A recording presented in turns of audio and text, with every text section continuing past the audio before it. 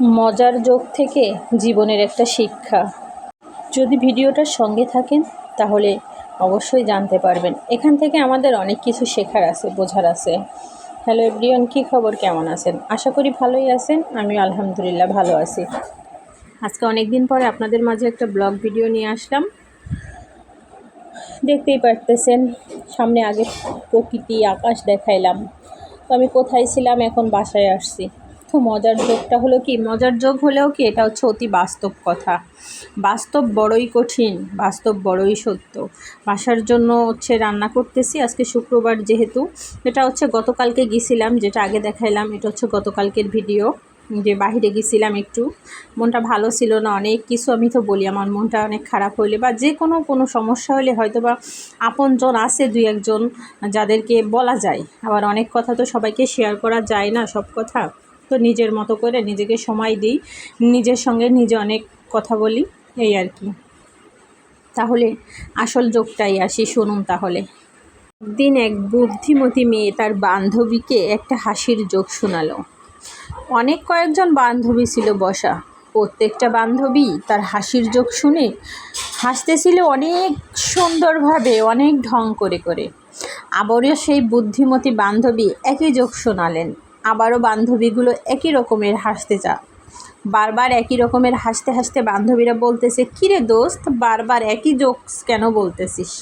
তখন বুদ্ধিমতী মেয়েটা বলল, একটু মুচকি হেসে বলল কি, আসলে শোন বান্ধবী, এই যে একই জিনিস বারবার বারবার বারবার বলতেছি, এইটা শোনাতেই তোর বা তোদের কয়জনের কতবার হাসি আসতেছে। প্রথমত তোরা সবাই একসঙ্গে হাসছিস, দ্বিতীয়ত সবাই একসঙ্গে হাসছিস, তৃতীয়ত আস্তে আস্তে কমে গেছে। তা আসল বিষয়টা হলো কি জানিস, জীবনে আমরা এমন একটা জিনিস হয়তোবা চাইছি যেটা হয়তোবা পাইনি, সেটা নিয়ে আমরা অনেক টেনশন করি, অনেক ভাবি। আসলে বাদ দিই না, একটাই তো জীবন, যেটা পাইনি সেটা নিয়ে এত টেনশন করে লাভ কি? এটাই হচ্ছে আসল কথা, বুঝতে পারছিস? বান্ধবীরা তখন বুঝতে পারলো, আসলে তো বান্ধবী তুই তো ঠিকই বলেছিস, আসলে জীবন তো একজনের জন্য থেমে যাবে না, আমাদের তো জীবন চালাতেই হবে। আসলে এই কথাটার মানে হচ্ছে এটাই বলতে চাচ্ছি যে আমরা জীবনে অনেক কিছু পাই না, সেটা নিয়ে বারবার বারবার চিন্তা করি, বারংবার চিন্তা করি, অনেকবার ভাবি। কিন্তু আমরা যদি এটা চিন্তা করি যে না, আমি ওই জিনিসটা পাইনি, ঠিক আছে, ওইটা আমার জীবনে আসলে হয়তোবা খুব ভালো হতো, হয়তোবা আমি অনেক ভালো থাকতে পারতাম, কিন্তু সেটা কোনো কথা না। কথা হচ্ছে এইটাই যে আপনার সৃষ্টিকর্তা যদি চাইতো যে আপনার জন্য ওইটা বেস্ট, তাহলে আপনার সৃষ্টিকর্তা আপনাকে অবশ্যই দিত। তো আপনি যেটা পাইছেন সেটা নিয়ে আলহামদুলিল্লাহ বলে আগামী দিনগুলো যাতে ভালো থাকতে পারেন, সেই পথেই আপনার চলা উচিত, সেইভাবেই আপনার থাকা উচিত। এই যে দুপুরে রান্না করলাম, তো দুপুরে ভাবছিলাম একটা হয়ে গেল একটা।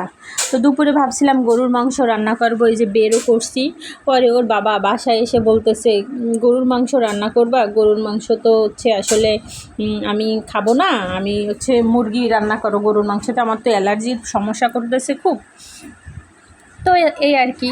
তো যেহেতু বাসায় আমরা মাত্র কয়েকজন মানুষই, তো ভাবলাম তাহলে আর কি করার, তাহলে হচ্ছে রান্নাই করি, গরুর মাংসটা উঠাই রাখি, রান্না করি, আর কি করার। এই যে রান্না করলাম, আর এই যে পোলাও ভাত ছিল ফ্রিজের ডিপে ছিল, আর আবার এমনিও তো রান্না করছি দেখলেন। তো এইটা আর ওইটার সঙ্গে মিক্সড করে দিয়ে আর কি হচ্ছে রান্নাটা শেষ করলাম।